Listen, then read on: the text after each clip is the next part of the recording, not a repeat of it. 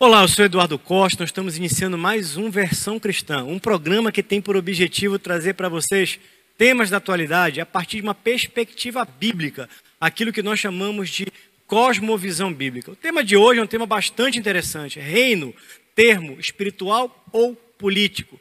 Para debater esse tema conosco, nós estamos recebendo aqui o querido amigo, pastor, apóstolo, Wellington Galdino, da Igreja Ministério Internacional da Restauração de Santarém. Apóstolo, é um privilégio tê-lo conosco, o senhor que é uma pessoa extremamente conhecida e influente aqui no estado do Pará.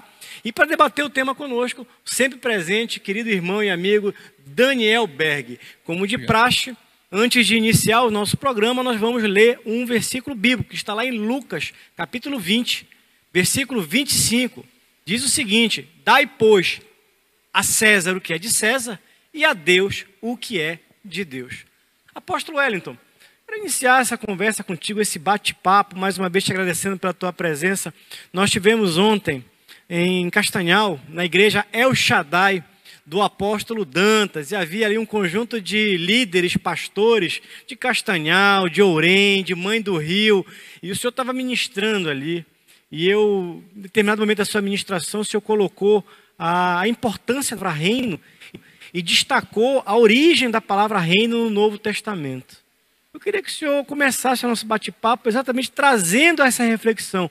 Reino é um termo espiritual ou é um termo político? Boa noite, Eduardo. Boa noite, Daniel.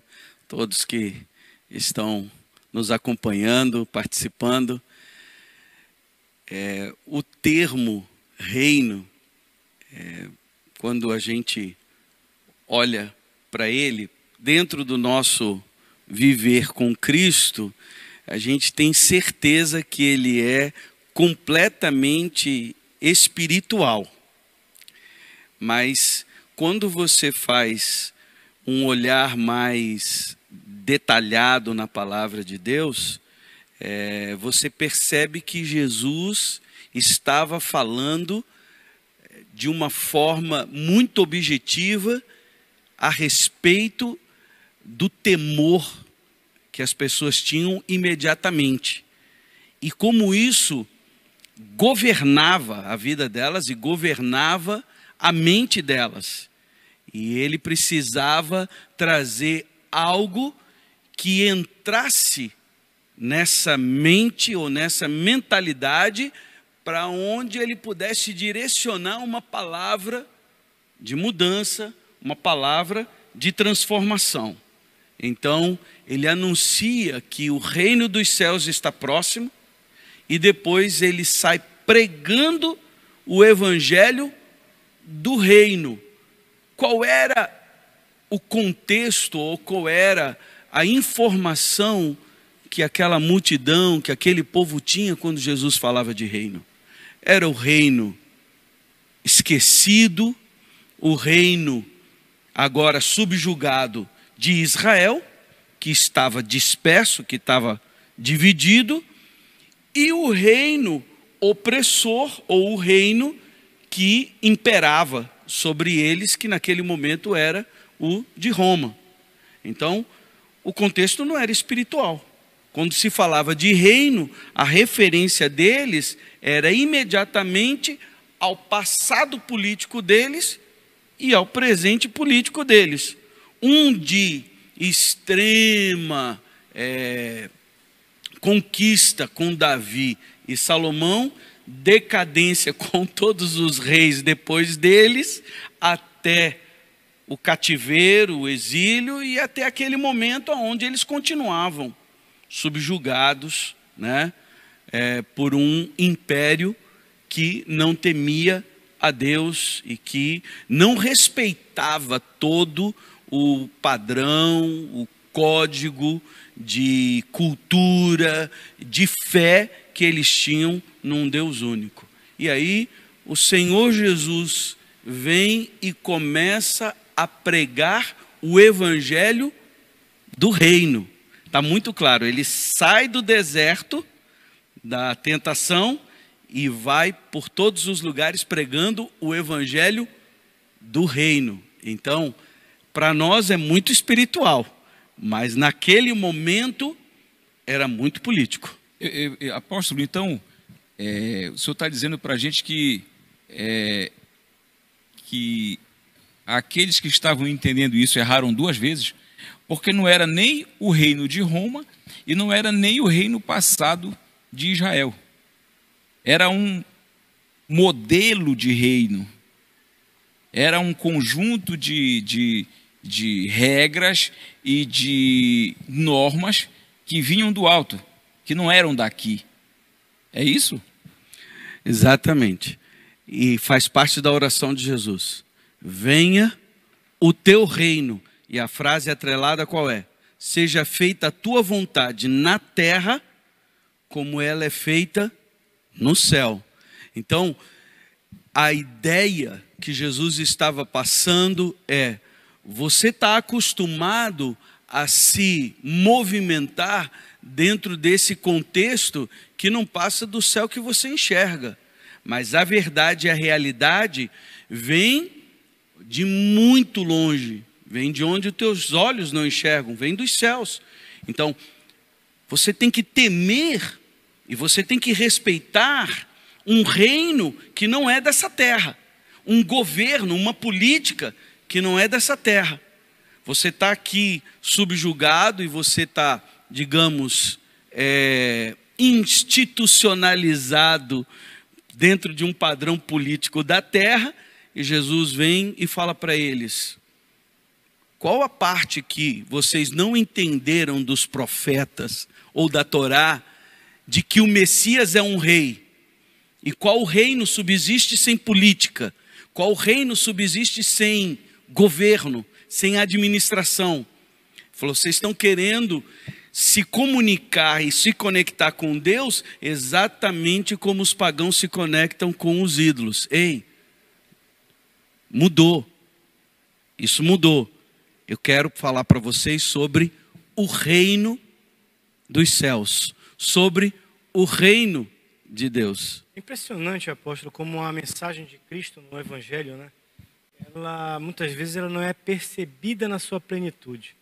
Quando eu tomei contato com a cosmovisão bíblica alguns anos atrás, eu comecei a redefinir a minha visão do Evangelho, inclusive. E a gente tem a mania, eu sempre falo aqui no programa, de entender a Bíblia como um manual de fé e conduta individual. E a Bíblia é muito mais do que um manual de fé e conduta individual. A Bíblia é um manual para a construção de nações felizes, justas, pacíficas e prósperas. E durante muito tempo a gente tem o hábito, como cristão, de achar que o cristão não tem que se envolver com as coisas do mundo, não tem que se envolver com as coisas da sociedade, não tem que se envolver com a política, por exemplo.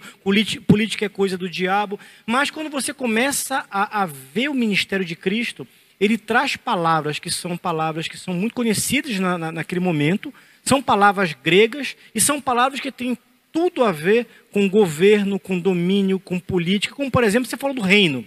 Mas, por exemplo, a gente pode citar a palavra eclésia. Eclésia é uma palavra grega, algo que eu quero que você comente também, antes de fazer uma pergunta, é a própria palavra apóstolo. A palavra apóstolo é uma palavra que vem também com uma conotação política. E engraçado que quando, há um tempo atrás, eu aprendi mais uma. É quando Jesus diz: quando 2 ou mais estiverem reunidos, eu estarei ali com vocês. E ele usa ali, portanto, uma figura do governo romano, que é o conventus. Ou seja, quando havia representantes do Império Romano em qualquer lugar do mundo, quando 2 ou 3 romanos estavam presentes, significava que o governo de Roma estava ali representado. Então, quer dizer, quando 2 ou 3 cristãos estão juntos, você está representando o governo do alto.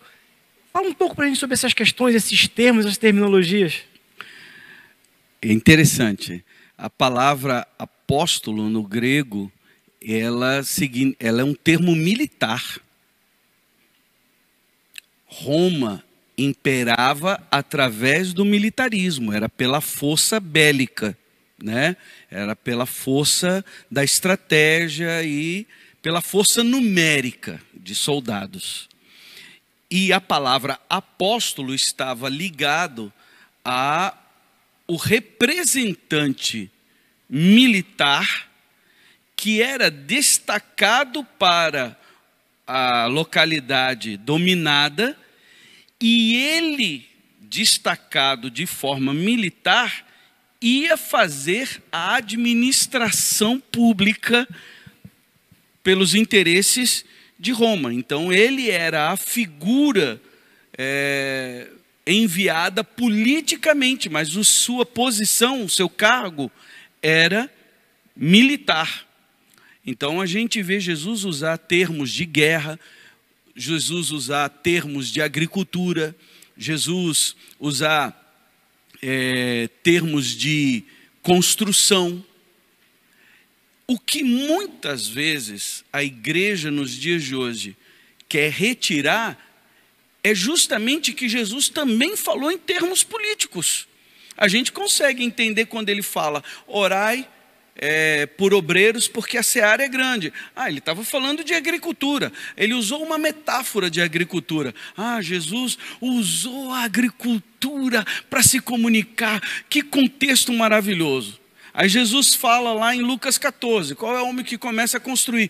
Olha, era comum construir. Que lindo, Jesus se comunica a respeito da vida, do planejamento, falando de construção. No mesmo texto ele fala, qual é o rei que vai para a guerra? Olha, Jesus usa a metáfora do exército, mas ele não falou de general, ele falou de rei. Porque a gente tem um bloqueio para falar de política. E Jesus não tinha bloqueio para falar de política. Ele estava falando, vocês estão passando tudo isso porque vocês rejeitaram a política do céu. E aceitaram a política do homem que está subjugado à política do inferno. Ou à política do diabo. E é justamente isso, né? Que a gente escuta dizer, não... O cristão não pode se envolver com política, porque política é um negócio sujo, política é isso e aquilo. E na realidade, a política, da forma como ela está sendo trabalhada hoje, ela tem muito essa conotação. Por quê? Porque a gente vê nas manchetes, a gente vê corrupção, pessoas se vendendo, ninguém tem uma ideologia, tudo é venal, tudo pode ser comprado. Só que quando Jesus fala do reino, existem regras e existem formas de fazer isso, que são as formas adequadas para quem é do reino. Então, o cristão ele pode participar da política, mas ele tem que participar da política com a mentalidade e com a atuação de quem é do reino de Deus. Muito bem colocado. Do reino. Não é isso, apóstolo? Exatamente como Jesus viveu, colocou, ele se submeteu a um sistema político e a um sistema político religioso. Porque quando ele esteve diante do sumo sacerdote, ele respeitou a autoridade política e a autoridade espiritual que o sumo sacerdote tinha. Sim. Quando Jesus chega diante de Pilatos, ele respeita a posição e ainda reforça. Essa autoridade quem te deu foi o meu pai, veio do alto. Então, ele não vai contra a palavra dele. Salmo 115, os céus são os céus do Senhor, mas a terra ele deu a quem? Aos filhos dos homens. No deserto, no diálogo que o diabo trava com Jesus, ele diz, todos esses reinos me pertencem. Jesus não diz, está amarrado no meu nome. Ele percebe que aquilo é real. Por quê? Porque ele veio justamente para combater aquilo. Ele veio justamente para confrontar Satanás naquilo que ele tinha certeza. E Satanás diz, todos esses reinos me pertencem, eu vou te dar, se você prostrado me adorar. Entende? Então, Jesus mostra que não adianta mudar os governos. Tem que mudar a mentalidade sobre reino. A mentalidade sobre governo. É ir além do simples movimento terrestre ou terreno. Tem que ir na fonte, que é o céu, que é Deus soberano, e Ele é Senhor. Se a gente for trabalhar a palavra Senhor, aonde a gente vai chegar? Senhor é um termo espiritual para nós hoje, por causa da fé. Mas a palavra Senhor, hoje tem até alguns teólogos contestando, porque ela é muito relacionada à escravatura. E eu não tenho dificuldade de ser escravo do Senhor Jesus. Eu não tenho dificuldade de abrir a minha liberdade para que Ele seja Senhor completo da minha vida. É isso que significa o Evangelho do Reino. Você tem que se submeter à autoridade completa de Deus. E aí vem os termos eclesia, que era um termo político dos gregos, dos romanos, né? Vem a palavra que ele usa como reino, no grego é basileia. E é um termo comum, mas era um termo que não fazia parte da linguagem do judeu. A linguagem que o judeu conhecia era o aramaico ou o hebraico. E esse termo reino é mamlaka. Mamlaka. Só que era usado justamente para reino comum. O reino persa, o reino de Israel, o reino. E é esse termo que Jesus usa. E ele diz, o reino. Muito bem, nós estamos chegando no final do nosso primeiro bloco do programa Versão Cristã, uma conversa extremamente instrutiva. Tenho certeza que você que está nos assistindo talvez esteja surpreso com esse tipo de informação. Eu me surpreendi alguns anos atrás, quando tomei contato com Cosmovisão Bíblica e aprendi também sobre isso. E no próximo bloco nós vamos trazer essa conversa para o dia de hoje. Como é que a Igreja de Cristo tem olhado para o reino? Será que nós estamos nos envolvendo adequadamente com o reino? Será que nós devemos nos envolver com política? Não desligue, não mude de canal. São apenas 2 minutinhos. Daqui a pouco a gente volta aqui com o apóstolo Wellington Galdino para esse bate-papo sobre reino, termo espiritual ou político.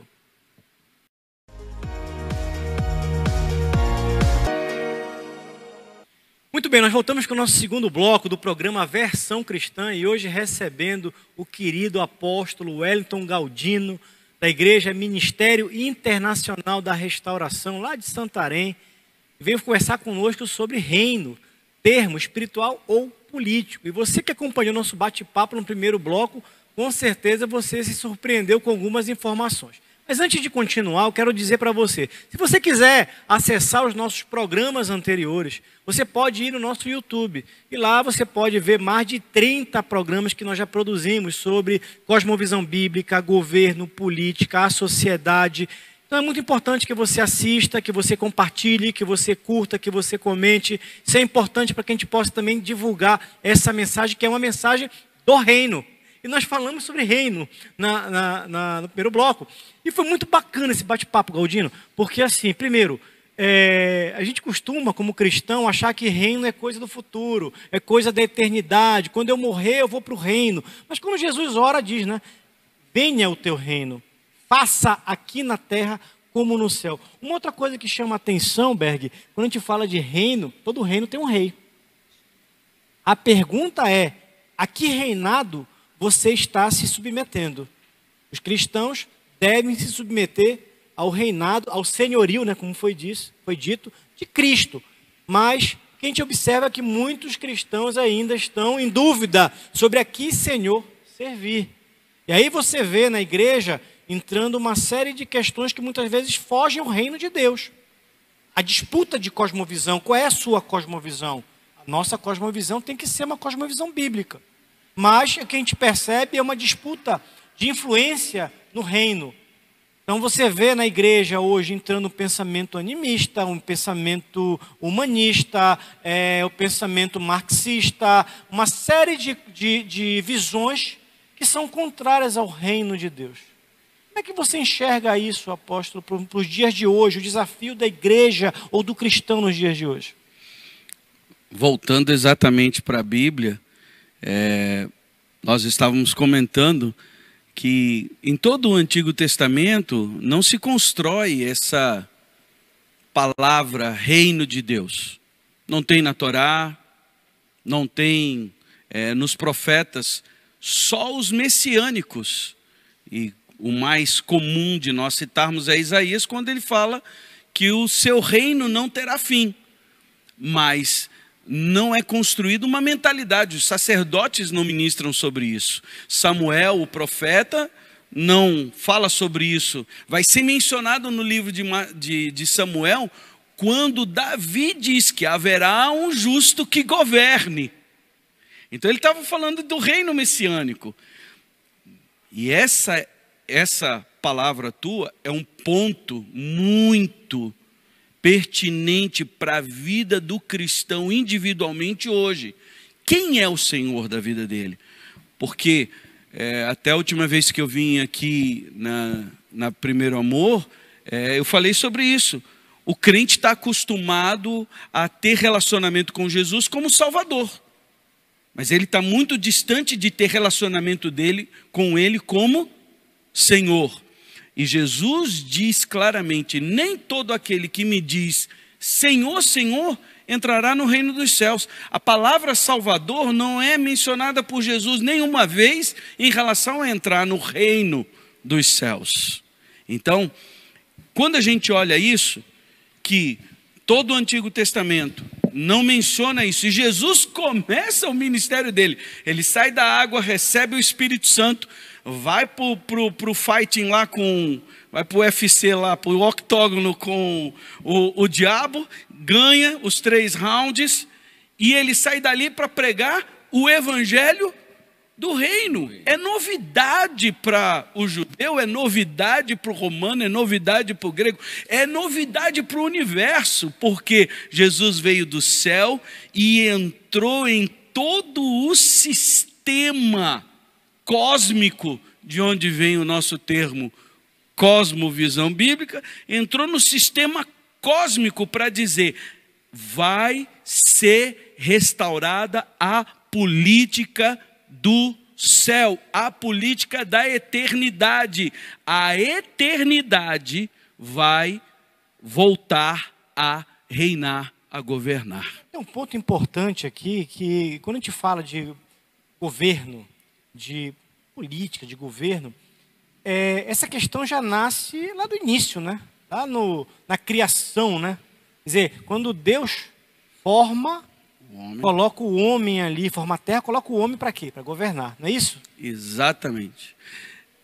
Dá uma palavra para o homem em termos de família: crescei e multiplicai-vos. Mas a primeira ordem em relação ao cosmos é: governe. Então, essa história que todo mundo quer tirar a política da Bíblia e dizer que veio do homem, é porque não lê a Bíblia, ou porque não quer respeitá-la, não quer enxergar que o mundo não vem do Big Bang. Deus criou o mundo e Ele governa sobre todo o universo. Quando Jesus fala de evangelho do reino, ele está falando de transformação, não é de mudança. E é de uma coisa muito interessante, né? Porque nesse tema da cosmovisão bíblica, para quem está nos assistindo, existem 4 momentos históricos importantes: criação, governe. Segundo, a queda. O homem pelo pecado caiu. E aí a criação é afetada, é abalada pela queda do homem, pelo pecado. Mas aí vem quem? Cristo, para restaurar. E nós somos, na verdade, embaixadores de Cristo. Quando Jesus ascende, né, ele dá uma grande comissão para nós, né? Ide, pregai o evangelho, discipule a sociedade, ou seja, leve o evangelho do reino, leve, portanto, o governo do reino, não é isso? A transformação. A transformação da sociedade. Embaixador, olha outro termo, que é político. Inclusive na nossa política réis mortais, né, humana, a indicação de um embaixador é completamente política. E Jesus, dentro da igreja, fala: estou enviando vocês como embaixadores do reino. Então, para mim, a pessoa que mais captou isso, e talvez por isso escreveu mais de 80% do Novo Testamento, é Paulo. A consciência de Paulo da autoridade que ele tinha como cidadão do céu é impressionante. A gente olha lá, eita, esse Paulo era corajoso, ó, caba macho. Mas era a consciência que ele tinha. Quando ele é preso e açoitado, aí soltam ele e fala, negativo. Não é assim, açoitou, soltou. Eu sou cidadão romano, a autoridade tem que vir aqui. Mas ele usa a influência que ele conhece, política, e ali ele dá testemunho de quem? Do Senhor Jesus, ele dá testemunho do reino, mas ele entendia como as coisas aconteciam. Romanos 13:1, toda autoridade instituída na terra vem de Deus. E Paulo respeitando toda aquela autoridade, se colocando como cidadão do reino. Exato. Se colocando como cidadão do reino. Apóstolo, eu queria voltar um pouquinho. Claro. Aquela discussão sobre o reino, né? E como mesmo a igreja, hoje algumas igrejas, alguns cristãos, têm o pensamento de que não deve se envolver em política. E o Eduardo trouxe alguma coisa aqui sobre vida eterna, né? Então, não, o reino, a nossa vida eterna, né, vai começar ainda quando Jesus voltar. Quando o Senhor voltar, vai começar. E a realidade é o seguinte, eu acho que existe uma falha de entendimento muito grande aí. Porque se a vida é eterna, ela já começou. Nós já estamos vivendo, se cristãos somos, se salvos somos, nós já estamos vivendo a vida eterna. Então ela tem que ser tratada e vivida aqui, seguindo o governo do céu. E aí eu sempre cito o Salmo 15, aonde Davi pergunta, quem é que vai habitar contigo no teu santo monte? Quem é que vai estar junto contigo na tua morada? E aí ele começa a citar algumas regras que, se você for ler rápido, assim, parece um negócio assim muito básico, mas que tem uma falta tão grande hoje na sociedade, que só um cara que realmente tem a intenção de morar no céu, ele vai seguir. Falar a verdade, não levantar falso testemunho contra outra pessoa, não ser usado para acusar o outro, não aceitar suborno para falar mal do outro. Um dos principais, não honrar aquele que é réprobo, aquele que merece não ser honrado. São pontos da Constituição do céu. Como é que o senhor enxerga esse posicionamento de alguns cristãos que ainda se colocam nessa posição de não se envolver politicamente, tendo todo esse arcabouço bíblico para isso? Citando o próprio Jesus, o próprio Senhor, Mateus 22, errais, não conhecendo as Escrituras e nem o poder de Deus. Se relaciona com Jesus como Salvador, não como Senhor. Quer que salva da dívida, quer que salva dos pecados que ele mesmo cometeu e que ele desobedeceu, aquilo que a palavra, se ele obedecesse a palavra, ele não cometeria, mas depois que ele comete, vem as consequências, ele quer um Salvador para tirar ele das consequências que ele mesmo corre atrás todo dia. Então, esse contexto, as pessoas não querem se envolver porque elas já estão envolvidas. Se você não governar, você vai ser governado. Sim. É isso que está em Deuteronômio, que muito crente gosta de citar. Eu fui colocado por cabeça e não por cauda. Só que o exemplo de Jesus, que Paulo cita em Filipenses capítulo 2, versos 5 em diante, é que aquele que sabe ser Senhor, sabe antes ser servo. E servo de todos, obediente até a morte e morte de cruz. Então, por a gente não conhecer, por a gente não obedecer, por nós não nos submetermos, vem todos os desdobramentos, os enganos, os sofismas e até digo, os encantamentos. Porque Jesus teve envolvimento, gente. É só olhar lá em Lucas 6, que dentro da equipe que acompanhava Jesus, tinha os da casa de Herodes.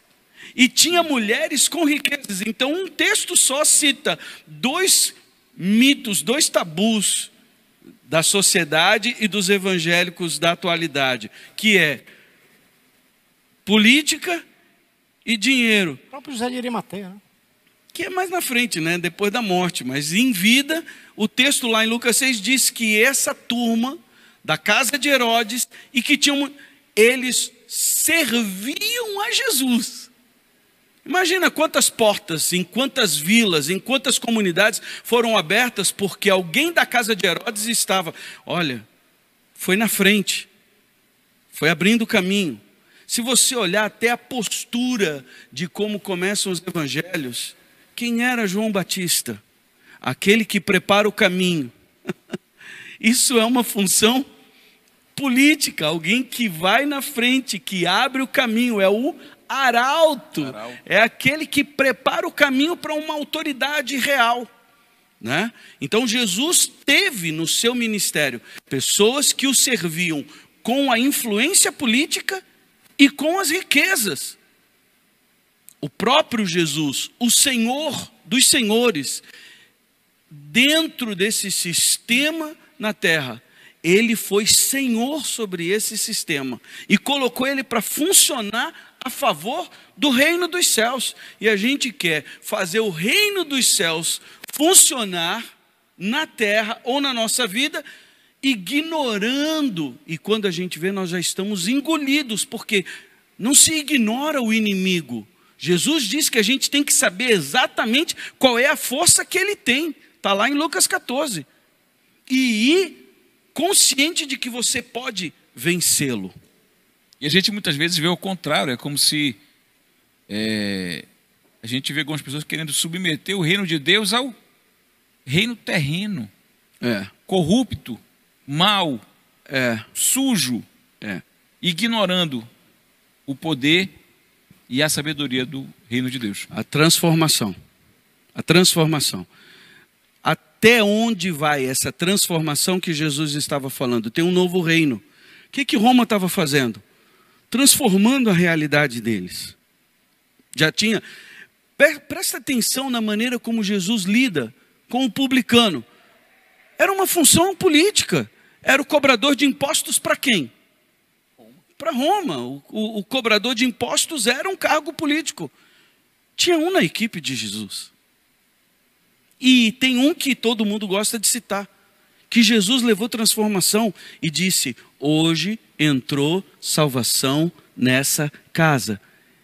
Ele era um político, ele era um cara de influência, era Zaqueu. Então Jesus lidou com isso exatamente da maneira como a igreja deveria lidar hoje. Onde estamos, onde estivermos, nós somos agentes de transformação, não de mentalidades filosóficas, mas da mente de Cristo, a mente da eternidade, a mente da ressurreição, a mente do reino de Deus, que já foi implantado com Cristo Jesus e está voltando. Tudo bem, nós estamos chegando no final do nosso segundo bloco do programa Versão Cristã e eu estou torcendo para o tempo esticar aqui, porque a conversa está muito bacana, está muito legal. Próximo bloco, nós vamos trazer essa conversa para o dia de hoje. Papel da igreja no dia de hoje, na questão da política no dia de hoje. Devemos ou não participar da política no dia de hoje? Não desligue o canal, são apenas 2 minutos. Já já estamos de volta.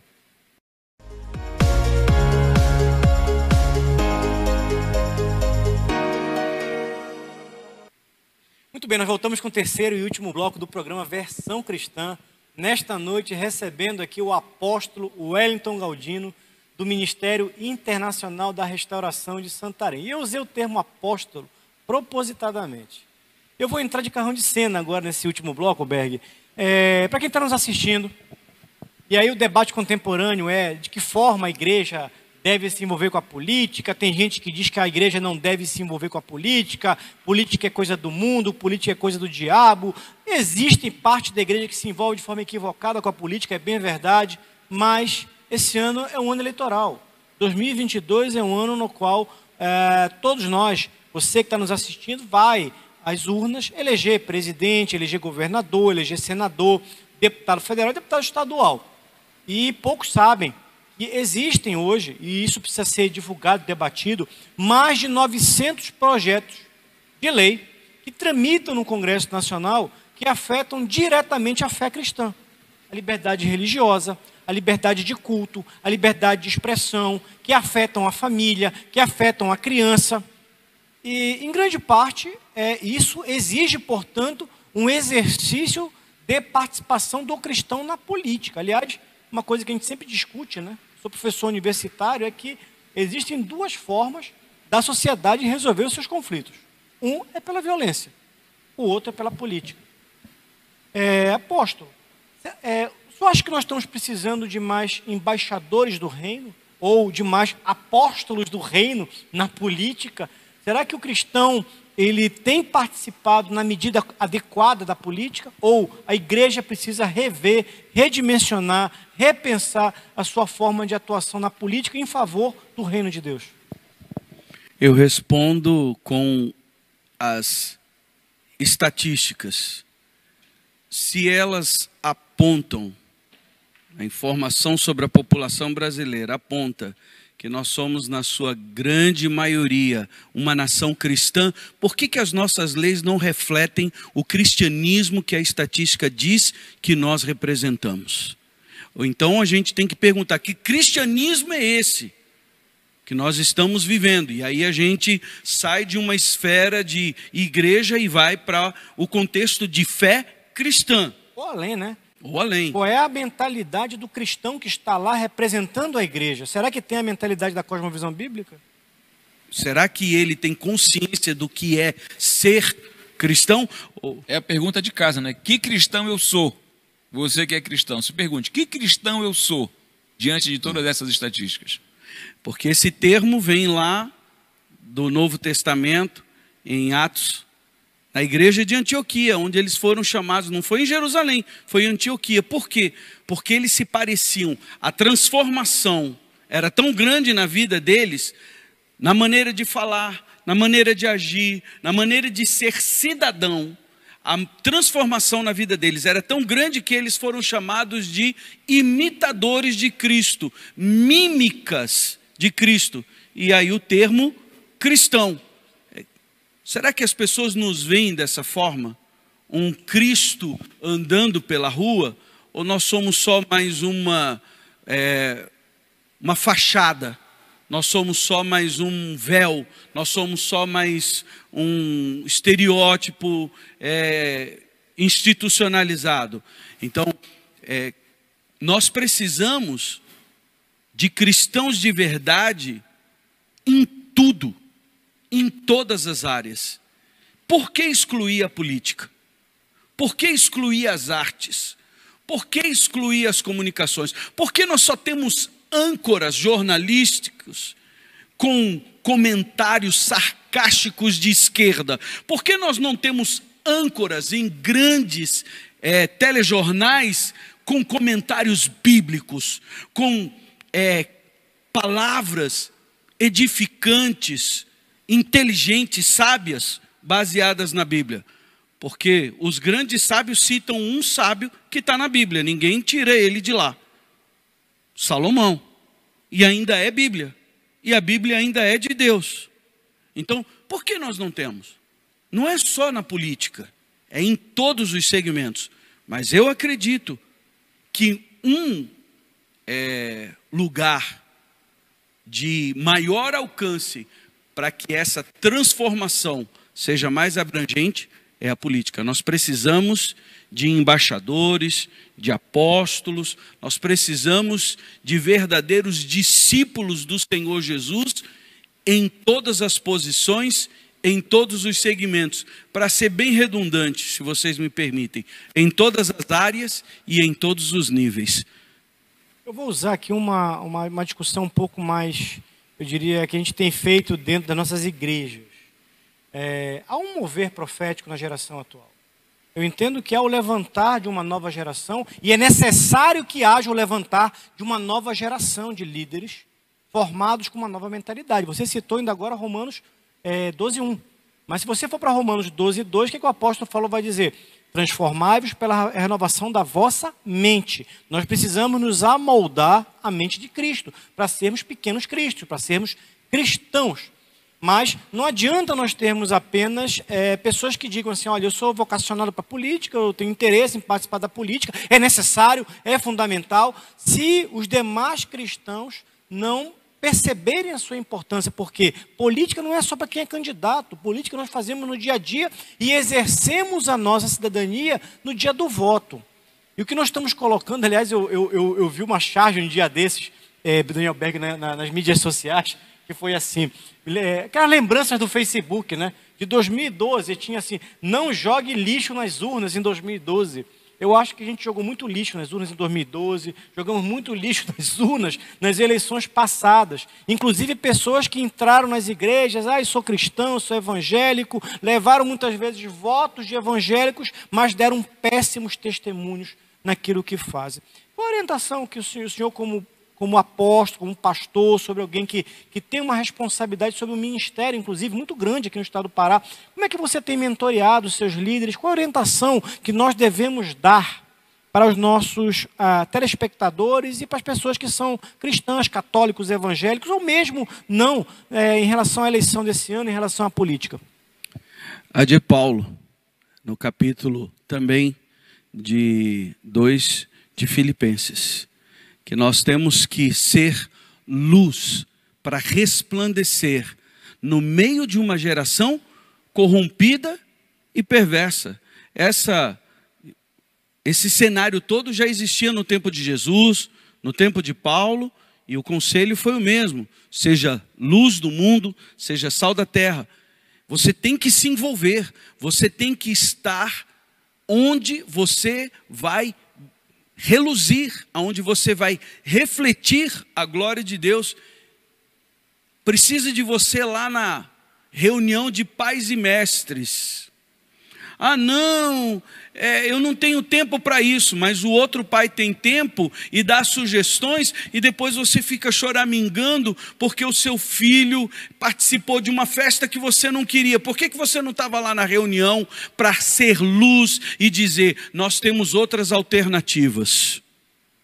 Uma questão que eu falo muito, está vindo uma cultura que, dentro do Brasil, a gente tem tantas histórias, e agora as escolas públicas e privadas trazendo o Halloween. O que o Brasil tem a ver com isso? Que está na moda. Por que não pega outras festas? Tem festas mais produtivas, mais edificantes. Dia de ação de graças, né? Pronto.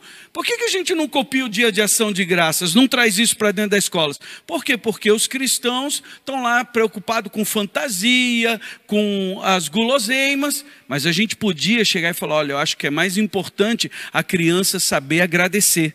A gente criar o padrão de honra, o padrão de respeito. E a gente tem que ocupar esses espaços nas associações de bairro, nas comunidades, né, nas outras associações, nos sindicatos. Nós temos profissionais cristãos que estão atuando em profissões que são regidas por sindicatos. Por que eles não se candidatam? Por que eles não participam do debate? Porque acham que isso tudo não nos afeta. Isso nos afeta, e isso é fazer política. Política não é só na hora do voto, não é só na hora da campanha, é nessa hora, é transformando a sociedade onde a gente vive, é transformando tudo e todos que estão ao nosso redor pela glória do Senhor que está em nós. Apóstolo Elton, o senhor fala isso aí e me remete um pouco a Ló, lá em Gênesis. Ló, né? Ló conhecia o poder de Deus. Ló, por estar próximo de Abraão, foi abençoado, muito abençoado, e em dado momento ele escolheu não o deserto, mas as Campinas Verdes de Sodoma e Gomorra, e aí ele foi morar. E eu comparo isso muito com a vida de alguns cristãos que estão morando na cidade do pecado, aonde em volta Tudo é perdição, tudo é corrupção, tudo é roubo, tudo é deteriorado, uma sociedade completamente perdida, e que ficam completamente calados. Completamente calados. Não refletem a Deus, não são luz, não influenciam ninguém pelas suas atitudes, mas, na verdade, são influenciadas por elas e se acomodam ali. Por quê? Porque tem uma casa, porque tem um emprego, tem o seu carro, tem uma vida confortável, não querem ter confronto com ninguém. Por que eu vou me desgastar com isso? Não me afeta? Não me afeta. Então, olha, se estão dançando funk lá na escola, com as crianças de 6 anos, não afeta. A boquinha da garrafa. E se estão ensinando ideologia de gênero na escola, para criança de 5 anos, não me afeta, meu filho já tem 12, então ele já passou disso e tal. E no momento que Ló precisou abrir a boca para falar, enquadraram ele. Disse, vem cá, tu estás aqui há tanto tempo e agora tu queres falar, tu queres dizer alguma coisa? Aqui, meu irmão, aqui tu é estrangeiro. E eu vejo muito esse comportamento, apóstolo, na vida de alguns cristãos. E a gente tem pagado um preço muito grande nesses anos todos por conta dessa omissão. E na realidade eu vejo isso como um medo. O medo, porque a gente vê que a sociedade toda aparelhada, né? Você vê imprensa aparelhada pela esquerda, política aparelhada pela esquerda, judiciário aparelhado pela esquerda, STF aparelhado pela esquerda, OAB aparelhado pela esquerda, tudo você vê, aí assim, não. E como a quantidade é pequena, mas a grita é muito grande, aparentemente parece que é aquilo que domina a sociedade. Mas não. Nós somos mais, nós somos maiores, e o Senhor citou uma palavra ainda agora, que é perfeita para isso. Não conhecer. Não conhecer a palavra. Qual é a mensagem que você dá, pastor ou apóstolo, para esse povo? Está escrito, né? O povo perece, meu povo perece por falta de conhecimento. Conhecer a Deus, Oséias, capítulo 6, conhecer a Deus e prosseguir conhecendo a Deus. Não é simplesmente ler a Bíblia e estudar na Bíblia para tirar de lá aquilo que nos favorece, aquilo que a gente, na verdade, quer colocar lá e quer usar para respaldar o nosso comodismo, a nossa covardia, porque não é só comodismo, tem muita covardia.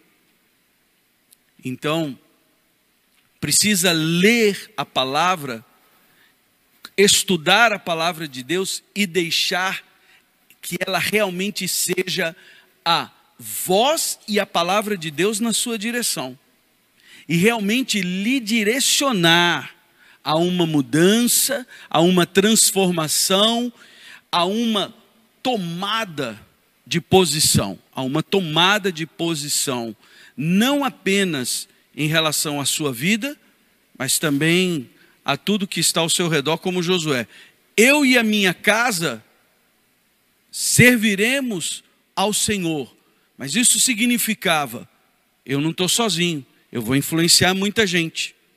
E hoje nós temos que voltar a ter essa posição de influência como cristãos, como um povo que teme a Deus. Eu quero ir além, um povo que teme a Deus.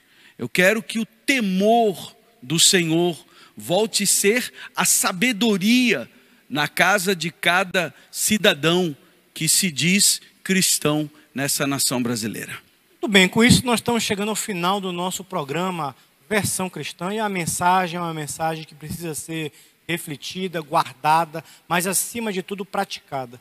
como o Daniel Berg mencionou aqui, minorias organizadas estão impondo seus valores, as suas ideias, os seus projetos, numa ampla maioria desorganizada, apática, descompromissada, ou muitas vezes que acha que política não tem nada a ver com o seu dia a dia. Como eu mencionei, hoje existem mais de 900 projetos de lei que impactam a sua religiosidade, a sua fé, os seus filhos, a sua família. Política é necessária, o reino não é de eternidade, o reino é aqui e agora. E nós somos apóstolos, nós somos embaixadores, nós somos servos do reino de Deus. O nosso rei é Cristo e como pequenos cristos nós temos que refletir a sua imagem, sermos sal, sermos luz, em todas as áreas como foi mencionado, inclusive na política. Precisamos de uma nova geração de líderes. Seja você um líder nessa geração. Ajude a impactar a sua realidade. Participe de eleições de conselho tutelar. Participe do Conselho Municipal de Educação, de Saúde, de Assistência Social. Reúna com os pais e mestres da sua escola. Participe de reuniões de associações, de sindicatos, de cooperativas. Mas ali, seja você um porta-voz da mensagem do Evangelho de Cristo. Que o Senhor Jesus te abençoe tremendamente. Amém. E que você nos ajude a construir uma nação feliz, justa, pacífica e próspera para a honra e glória do Senhor Jesus. Amém. Deus te abençoe. Amém.